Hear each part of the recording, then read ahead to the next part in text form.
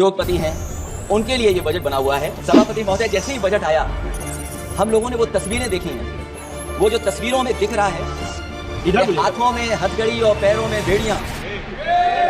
अगर लोग तकलीफ में रहे, परेशानी में रहे, और ये पहली बार हुआ होगा ऐसा कि लोग 300 किलोमीटर के जाम में फंस गए, न केवल एक मुख्यमंत्री सभापति महोदय, उन्हें दो मुख्यमंत्रियों को लगाना पड़ा कि कैसे जाम रुक जाए। सभापति महोदय, मैं ये पूछना चाहता हूं, जिस स्नान के लिए प्रधानमंत्री गए हो, देश के राष्ट्रपति गए हो, उपराष्ट्रपति गए हो, मंत्री गए हो, क्या यही विकसित भारत की तस्वीर होगी जिसमें आप ट्रैफिक मैनेज नहीं कर पा रहे हैं? हर शहर में यह कहा गया कि कोई शहर से निकले नहीं, और फिर चांद पर पहुंचने का क्या फायदा जब जमीन की समस्याएं न दिखती हो आपको। सभापति महोदय, मैं आपका विशेष धन्यवाद देता हूं कि आपने मुझे बजट पर बोलने का अवसर दिया है। मैं अपने सभी साथी जो विपक्ष के बोले हैं उनसे अपनी बात को जोड़ते हुए मैं भी इस बजट के विरोध में खड़ा हुआ हूं। अध्यक्ष महोदय,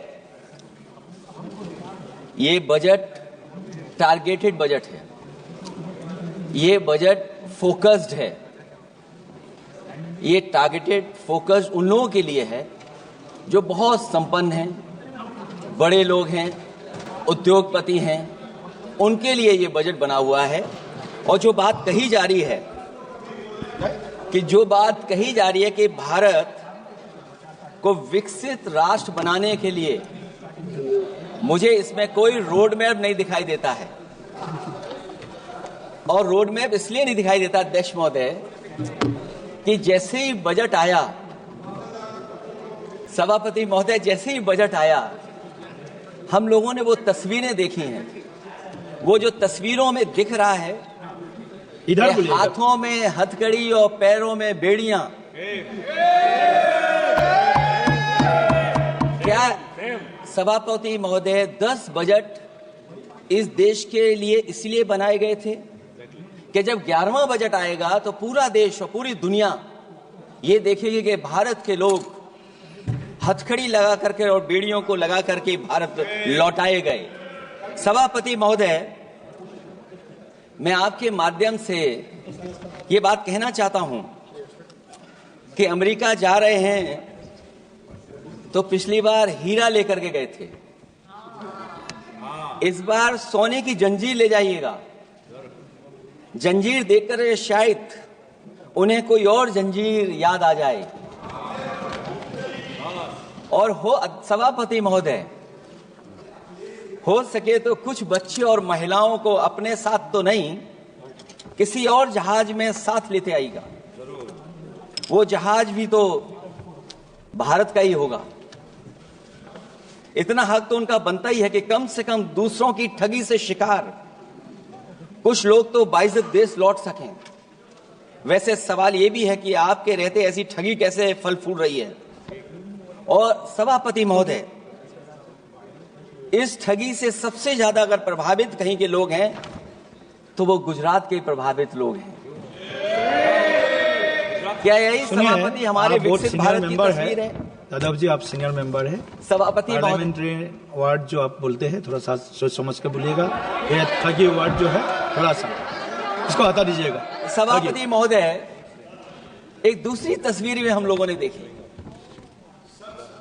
महाकुंभ, जो 144 साल बाद एक झूठा प्रचार किया गया। 144 साल।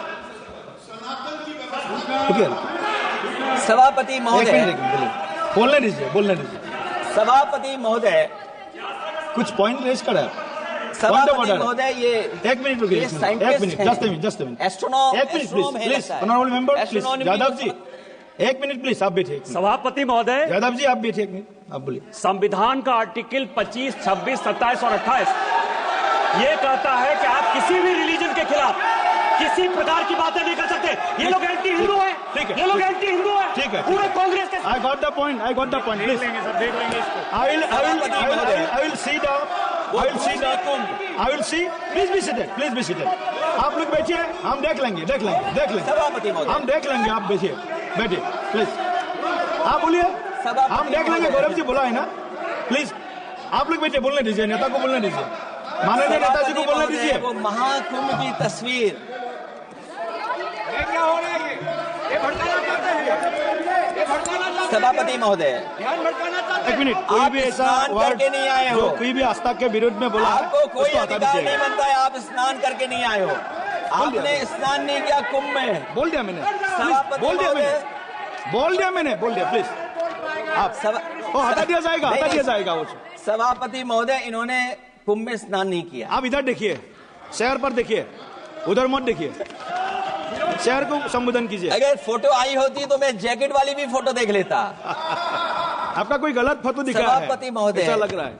विकसित भारत की जो दूसरी तस्वीर देखी जी, वो तस्वीर न केवल हम लोगों को दुख पहुंचाती है, बल्कि तमाम वो